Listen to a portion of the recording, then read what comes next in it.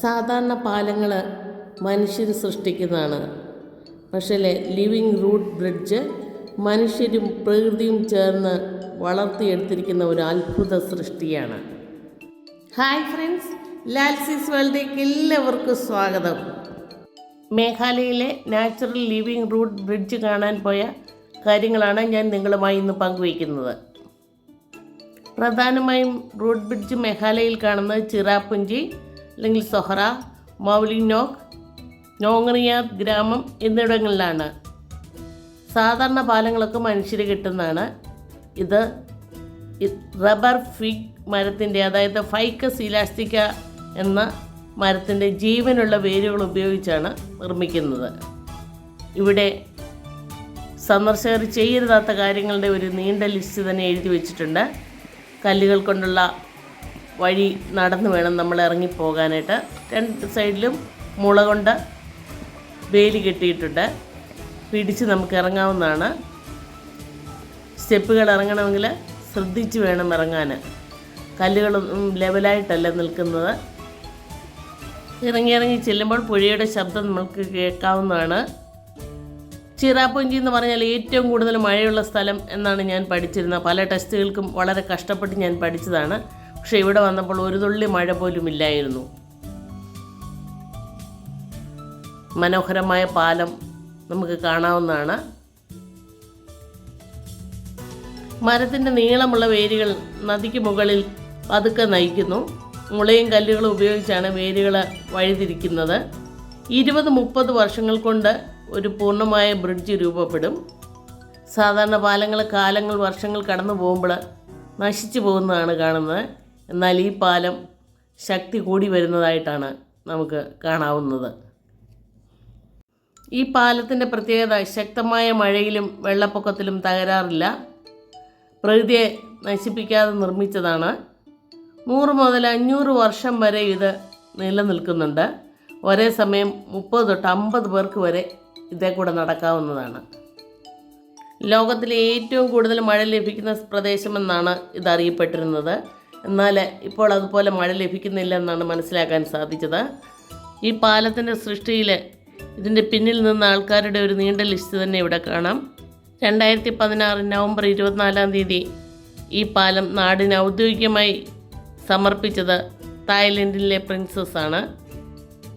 മഴ ലഭിക്കുന്ന കാലത്ത് കയർ പാലങ്ങളും മരപ്പാലങ്ങളും ഒന്നും നിലനിൽക്കുകയില്ല. ഇവിടെ ജീവിക്കുന്ന പാലങ്ങൾ മാത്രമേ ഉള്ളൂ ഇവിടെ ഒരു പരിഹാരം. ഇവിടെ നിന്ന് മുകളിലേക്ക് ഒരു സ്റ്റെപ്പുണ്ട്. ആ സ്റ്റെപ്പ് കയറി 15 മിനിറ്റ് നടന്നാൽ ബംഗ്ലാദേശിൻ്റെ അതിർത്തിയിൽ എത്തിച്ചേരാവുന്നതാണ്. ധാരാളം ആൾക്കാർ ഇവിടെ കാണാൻ വന്നിട്ടുണ്ട്.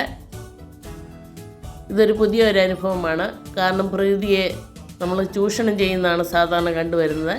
ഇവിടെ പ്രകൃതിയെ കീഴടക്കാതെ അതിനോടൊപ്പം ജീവിച്ചാൽ എത്ര മനോഹരമായ സൃഷ്ടികൾ ഉണ്ടാകുമെന്ന് കാണിക്കുന്നതാണ് മേഘാലയയിലെ ഈ നാച്ചുറൽ റൂട്ട് ബ്രിഡ്ജുകൾ. പുഴയിലൂടെ ഇറങ്ങി നടക്കാവുന്നതാണ്. ഉള്ള വെള്ളത്തിന് താഴ്ചയുണ്ട്. പാലം വളരെ ശക്തമായ പാലം തന്നെയാണ്. ഈ മരത്തെ കയറാനോ ഇതിൻ്റെ കമ്പൊടിക്കാനോ ഒന്നും നമുക്കിവിടെ അനുവാദമില്ല. പാലത്തിൽ നിന്ന് തുള്ളുന്നതൊക്കെ നിരോധിച്ചിരിക്കുകയാണ്. ഇപ്പോഴും അതിൻ്റെ വേരുകളെ ഇവിടെയുള്ളവർ മുന്നോട്ട് നയിച്ചു കൊണ്ടിരിക്കുകയാണ്. പാലത്തിൻ്റെ ബാക്കി ഭാഗം ഉണ്ടാക്കി വരുന്നതേ ഉള്ളൂ.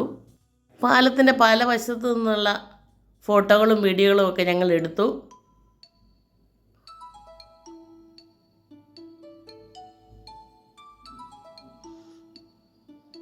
അധിക വീതിയൊന്നുമില്ല.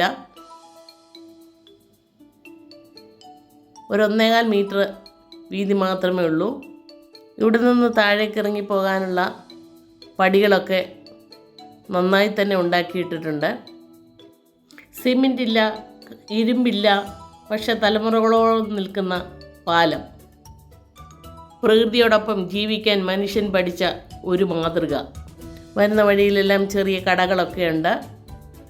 അവിടെ നിന്ന് രുചികരമായ പൈനാപ്പിള്, പേരയ്ക്ക, അതുപോലുള്ള ഫ്രൂട്ട്സൊക്കെ വാങ്ങിച്ച് നമുക്ക് കഴിക്കാവുന്നതാണ്. പല ടൈപ്പ് ജ്യൂസ് അവിടെ ലഭ്യമാണ്. സാവകാശം നടന്നു പോരാനുള്ള സൗകര്യങ്ങളൊക്കെ ഉണ്ട്. ഞങ്ങളവിടെ നിന്ന് കുറേ ഫോട്ടോകളൊക്കെ എടുത്തു. നടന്നു വരുന്ന വഴിക്ക് ഇരിക്കാനുള്ള സൗകര്യങ്ങളൊക്കെ അവർ അറേഞ്ച് ചെയ്തിട്ടുണ്ട്. നാച്ചുറൽ ബെഞ്ചുകൾ. ഇതിൻ്റെ എൻട്രൻസിൽ ധാരാളം കടകളുണ്ട്. അവിടെ നിന്ന് നമുക്ക് അവിടുത്തെ സാധനങ്ങളൊക്കെ നമുക്ക് വാങ്ങിക്കാവുന്നതാണ്. ഡബിൾ ഡെക്കർ ബ്രിഡ്ജ് ഉണ്ട്.